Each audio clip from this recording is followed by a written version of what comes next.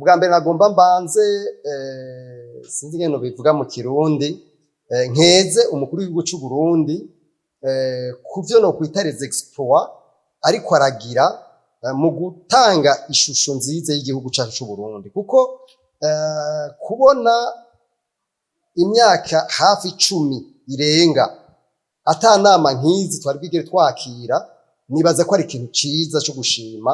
Inyungu rero ni nyinshi. Ubwa mbere inyungu ni iteka, iyo ni inyungu ni iteka, ico ni cyambere. Igira kabiri bazozanira amadolari, bazoduha amadolari n'amayero kuko ivyo navyo murabona ko tubikeneye mu kino gihugu.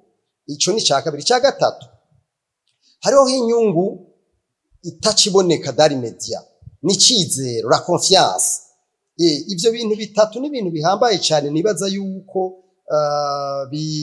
twese twoshibigikirako kugira ngo ibintu bishobore kubandanya bitera imbere. Ibintu vy'intwari bereye n'urugamba igihambaye gusa nuko tuba dufise iyo turiko turaja dufise intumbero imbono.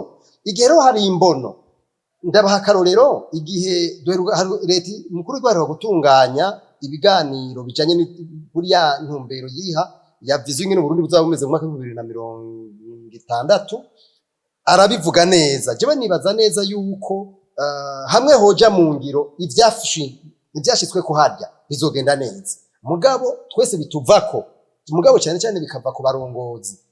Iyi nama rero itunganijwe izotunganya ku wa gatandatu biri mu iyo ntumbero nyene, kandi nemeza neza yuko twese dushize nguvu hamwe birashoboka.